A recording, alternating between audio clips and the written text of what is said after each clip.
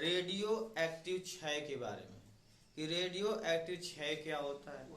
किसी भी radio active पदार्थ से अल्फा कण, बीटा कण एवं गामा किरणों का उत्सर्जन से या निकलने से क्या रेडियो एक्टिव पदार्थ पर प्रभाव पड़ता है, इसके बारे में हम लोग आज अध्ययन करेंगे। तो हम लोग का आज पढ़ने का टॉपिक रहेगा रेडियो एक्टिव क्षय। हम लोग पढ़ेंगे आज रेडियो एक्टिव क्षय के बारे में पढ़ेंगे।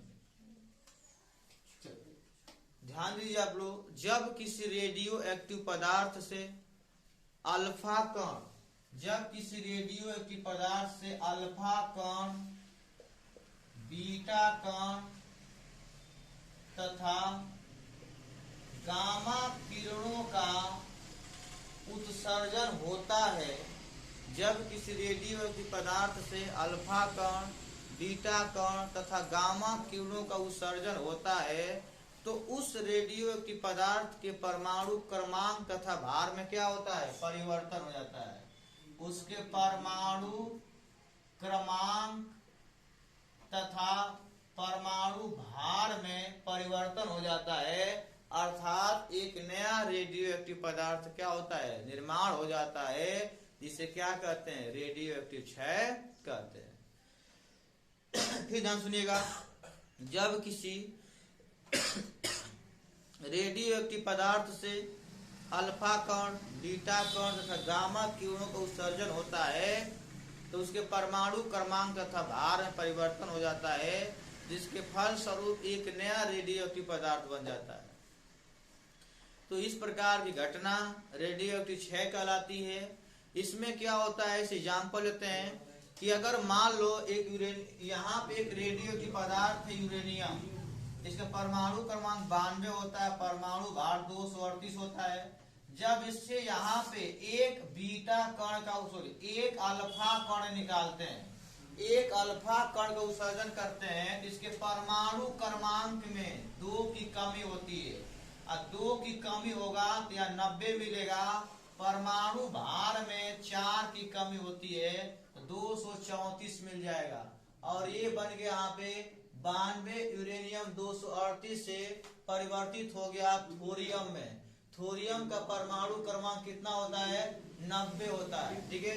तो यहाँ पे 92 यूरेनियम 238 से एक अल्फा कण निकलता है, तो क्या बन गया, थोरियम। अल्फा कण का मतलब हो गया हीलियम का नाभिक। याद रखना है कि जब किसी रेडियो एक्टिव पदार्थ से अल्फा कण का उत्सर्जन होगा, तो मैंने बताया था कि रेडियो एक्टिव पदार्थ से जब कणों का उत्सर्जन होता है तो उसके परमाणु क्रमांक और भार क्या होते हैं, बदल जाते हैं। देखिए परमाणु क्रमांक में 2 की कमी हो गई और परमाणु भार में कितनी कमी हो गई, 4 की कमी होगी। जब किसी रेडियो एक्टिव पदार्थ से अल्फा कण बाहर निकलेगा तो परमाणु क्रमांक में 2 की कमी, याद रखना है, अब भार में कितनी कमी होती है, 4 की कमी होती है। अब देखो नया रेडियो एक्टिव पदार्थ क्या बन गया, थोरियम बन गया। अगर थोरियम में पुनः जो है अगर रेडियो एक्टिव कण बीटा कण को उत्सर्जन करते हैं, मान लीजिए थोरियम हो गया TH और इसका 90 और 234, एक बीटा कण का उत्सर्जन करते हैं।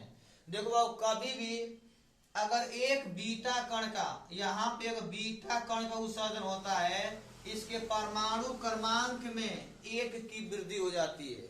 इसके परमाणु क्रमांक में 1 की वृद्धि हो जाएगी तो 90 से क्या हो जाएगा, 91 हो जाएगा। और 91 जो होता है प्रोक्टेनियम तत्व होता है, 91 जो होता है प्रोक्टेनियम, PS होता है प्रोक्टेनियम, 91 हो जाएगा और परमाणु भार में कोई परिवर्तन नहीं होता है।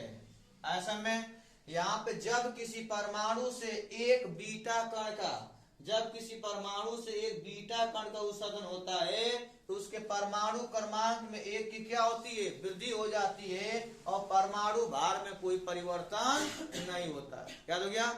लेकिन जब किसी रेडियो एक्टिव पदार्थ से गामा किरणों से होता है तो उसके परमाणु क्रमांक में, परमाणु भार में कोई परिवर्तन नहीं होता है। आगे समय फिर ध्यान सुनिएगा, जब किसी रेडियो एक्टिव पदार्थ से अल्फा कण, बीटा कण तथा गामा किरणों का उत्सर्जन होता है तो उसके परमाणु क्रमांक तथा भार में परिवर्तन हो जाता है, जिसके फलस्वरूप एक नया रेडियो एक्टिव पदार्थ बन जाता है। या इस प्रकार की घटना रेडियो एक्टिव विघटन भी कहलाती है। देखो भाव, जब किसी रेडियो एक्टिव पदार्थ से अल्फा कण बाहर निकलता है या अल्फा कणों को उत्सर्जन होता है, उसके परमाणु क्रमांक में 2 की कमी होती है और भार में कितनी कमी होती है? 4 की कमी होती है। पूछता भी ऑब्जेक्टिव क्वेश्चन में, यदि किसी रेडियो एक्टिव पदार्थ से अल्फा कण बाहर निकल जाए तो परमाणु क्रमांक में वृद्धि होती है, 1 का, 2 का, 3 का, 4 का ऑप्शन आता है, लेकिन वृद्धि नहीं होती, सॉरी कमी होती है, 1 का, 2 का, 3 का, 4 का। याद रखना है, अल्फा कण निकलने से परमाणु क्रमांक में 2 की कमी है, भार में 4 की कमी होती है। लेकिन अगर किसी रेडियो एक्टिव पदार्थ से बीटा कण बाहर निकलता है तो बीटा कणों के उत्सर्जन से हमेशा क्या होता है? परमाणु क्रमांक 1 बढ़ जाएगा, लेकिन भार में कोई परिवर्तन नहीं होता है। अतः यहाँ पे सिर्फ परमाणु क्रमांक में वृद्धि होती है 1 का, ऐसा में। लेकिन अगर यही बोलता है कि यदि गामा किरणों का उत्सर्जन होता है तो क्या होता है? किसी भी परमाणु के नाभिक से या किसी भी रेडियोएक्टिव पदार्थ से गामा किरणों से होता है, उसके परमाणु क्रमांक में, उसके परमाणु भार में किसी प्रकार का कोई परिवर्तन नहीं होता है। आगे समय में यही कहलाता है रेडियो एक्टिव क्षय।